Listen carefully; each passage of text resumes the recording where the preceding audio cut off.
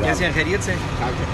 देखिए जी, मुल्क की जो इस वक्त सूरत हाल है, माशी सूरत हाल है, आपके सामने है। अवाम इस वक्त महंगाई की चक्की में पिस रहे हैं।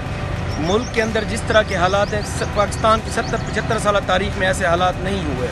अब उससे तवज्जो हटाने के लिए कि मियाँ शहबाज शरीफ साहब के घर पे आज जो छापा मारा गया नैब की तरफ से, हालांकि वो हर दफ़ा हमजा शहबाज शरीफ साहब अदालत में भी पेश हो रहे हैं, अदालतों के एहतराम में कभी उन्होंने हर पेशी पे पेश हुए हैं, हाई कोर्ट से उनको ज़मानत मिल चुकी है। लेकिन इस तरह के ओछे हथकंडे, मैं समझता हूँ कि सिर्फ़ और सिर्फ ये जो अवाम की तवज्जो है अपनी नाकामियों से हटाने के लिए इस तरह के हथकंडे इस्तेमाल किए जा रहे हैं। मैं इसकी शदीद अल्फाज में मजम्मत करता हूँ और इंशाल्लाह अपने कायदीन के साथ खड़े रहेंगे। हम गोली की सरकार नहीं चलेगी, नहीं चलेगी। गोली की सरकार नहीं चलेगी, नहीं चलेगी। चौकीदारी की सरकार नहीं चलेगी, नहीं चलेगी। मुर्गी की सरकार नहीं चलेगी। क्या कहेंगी आप? बड़ी हैरत की बात है कि ये पाकिस्तान की अनोखी हुकूमत और अनोखी अपोजिशन है कि अपोजिशन कह रही है भाई चंद दिन हुकूमत कर लो, और ये हमें पहले दिन से कंटेनर पर चढ़ाने को तैयार बैठे हैं। और ये जिस किस्म की हरकतें ये कर रहे हैं, अब देखिए हमजा साहब को और शहबाज शरीफ साहब को जब बुलाया गया नैब के अंदर, उन्होंने उनके साथ ताबून किया और पेश हुए। अब मेरी इतलात के मुताबिक आमदन से ज़ायद असासों के ऊपर शायद वारंट गिरफ्तारी वो लेके आए हैं अरेस्ट करने के लिए।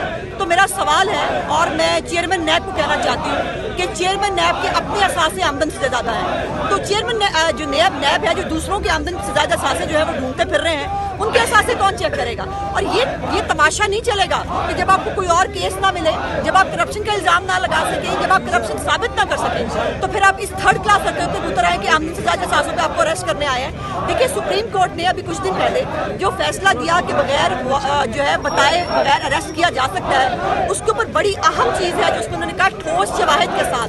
अब चेयरमैन नैब जो है वो पहले आए और आकर वो ठोस शवाहिद जो हमजा साहब के खिलाफ हैं वो कौम को दिखा दे, वो ठोस शवाहिद बताए ना। ये तो नहीं होगा कि आप अपनी मर्जी के ऊपर जो है इस तरह लोगों को अरेस्ट करेंगे, और अगर ये इस तरह की हरकतों से बाज ना आए तो फिर इस हुकूमत के दिन पहले ही चंद रह गए थे। ये महंगाई और बेरोजगारी और हालात के ऊपर जो आवाम के लिए जीना दोभर किया हुआ है, मैं नहीं समझती कि फिर इनको मजीद जो रहने का मौका दिया जा सकता है। हम नहीं मानते, हम नहीं मानते। गोली की सरकार नहीं चलेगी, नहीं चलेगी।